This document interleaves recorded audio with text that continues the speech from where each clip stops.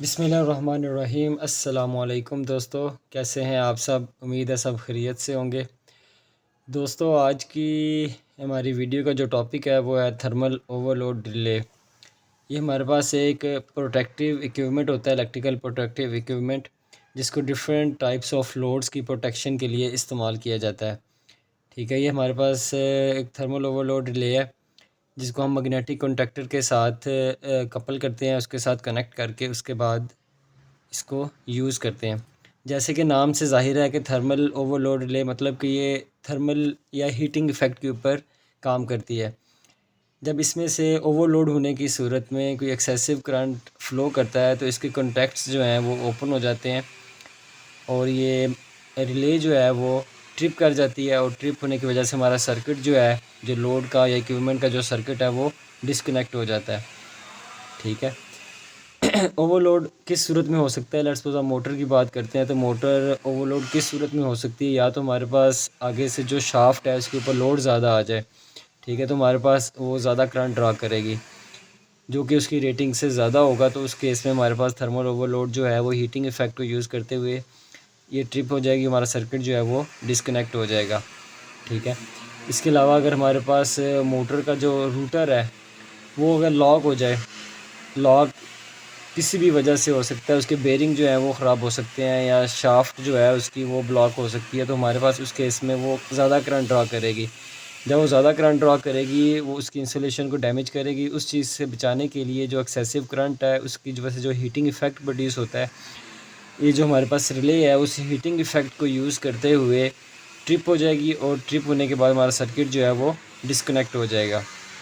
अगर हम इसके कॉन्टैक्ट्स की बात करें तो इसमें ये 3 फेज़ रिले है। तो इसमें हमारे पास 3 मेन कॉन्टैक्ट्स हैं, L1, L2, L3, L1, T1, T2 and T3। इस तरह हमारे पास ये 3 मेन कॉन्टैक्ट हैं जिसके साथ हमने लोड कनेक्ट करना है।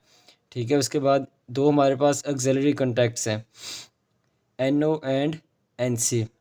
ठीक है, जब ये हमारे पास ट्रिप होती है रिले, उस सूरत में हमारे जो मेन कॉन्टैक्ट्स रहते हैं वो क्लोज़ ही रहते हैं, जबकि हमारे पास ऑक्सिलरी कॉन्टैक्ट्स जो हैं वो स्विच हो जाते हैं। मतलब कि अगर एनसी है, ट्रिप होने की सूरत में जो एनसी कॉन्टैक्ट हैं जो कि नॉर्मली क्लोज़ हैं वो ओपन हो जाएंगे, और जो नॉर्मली ओपन कॉन्टैक्ट है वो ट्रिप होने के बाद वो क्लोज़ हो जाएगा।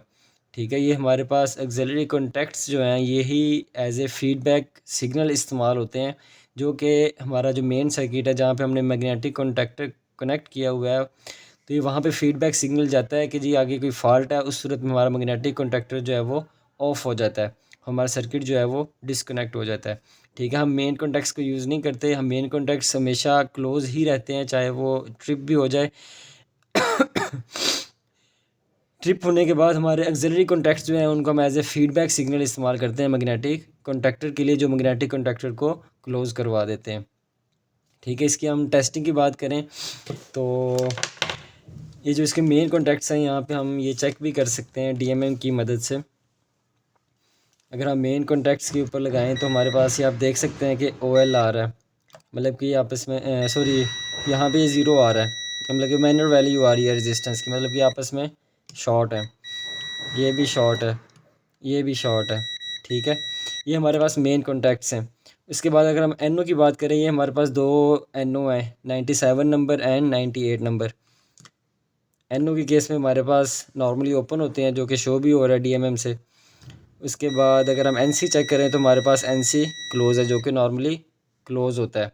ठीक है, उसके बाद इसके ऊपर जो लगे हुए हैं फंक्शंस वो ज़रा देख लेते हैं। ये हमारे पास स्टॉप का बटन है। स्टॉप मतलब कि अगर हम मैन्युअली जो हमारा इक्विपमेंट है या लोड है उसको हम मैन्युअली ऑन ऑफ करना चाह रहे हैं, तो यहाँ से हम स्टॉप के बटन की मदद से इसको ऑन ऑफ कर सकते हैं। ठीक है, और उसके बाद ये हमारे पास रीसेट का बटन है।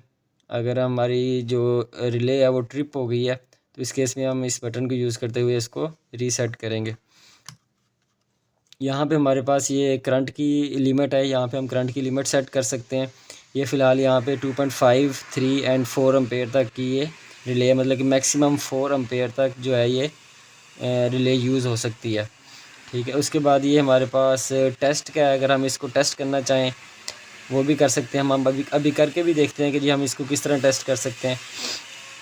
ठीक है, उसके बाद ये हमारे पास automatic and hand A and H. ये इसका क्या मतलब है कि अगर हमारी जो कॉइल जो हमारी रिले है अगर ट्रिप होती है तो या तो वो ऑटोमेटिक हो जाए रीसेट, या वो हमें खुद जाके करनी पड़े।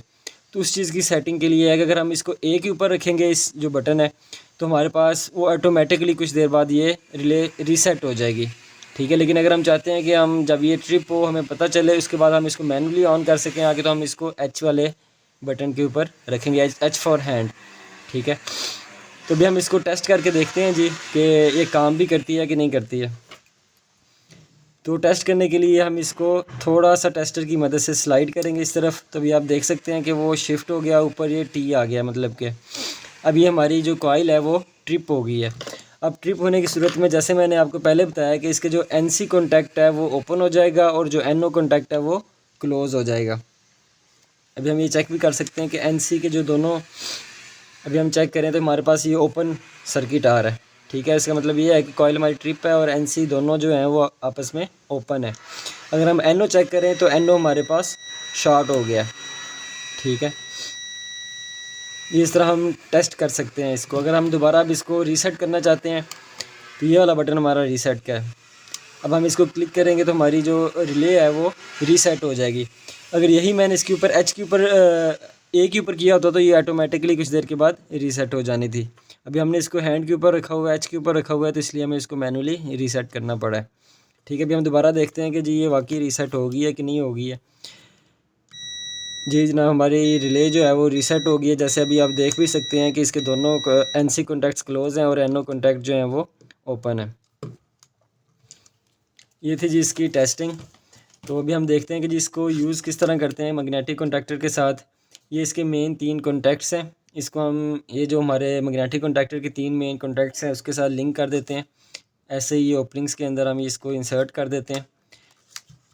इंसर्ट करने के बाद हम यहाँ से इसको टाइट कर देंगे स्क्रूज़ को, तो हमारे पास जो है ये जो रिले है वो इस मैग्नेटिक कॉन्टैक्टर के साथ कपल हो जाएगी। ठीक है, अब हमने इसको यूज़ किस तरह करना है वो अपनी आने वाली वीडियो में इंशाल्लाह देखेंगे कि इसको हम किस तरह इस्तेमाल करते हैं। क्योंकि हमारे पास जो रिले है उसके ऑक्सिलरी कॉन्टैक्ट्स जो हैं वो ट्रिप होते हैं, तो हम इन ऑक्सिलरी कॉन्टैक्ट को मैग्नेटिक कॉन्टैक्टर के लिए फ़ीडबैक सिग्नल के तौर पे इस्तेमाल करेंगे और देखेंगे कि ये किस तरह सर्किट को है वो ऑफ़ करवाती है या डिस्कनेक्ट करवाती है। उम्मीद है आपके लिए ये वीडियो काफ़ी इन्फॉर्मेटिव रही होगी। मुझे इजाज़त दें। अल्लाह हाफिज़।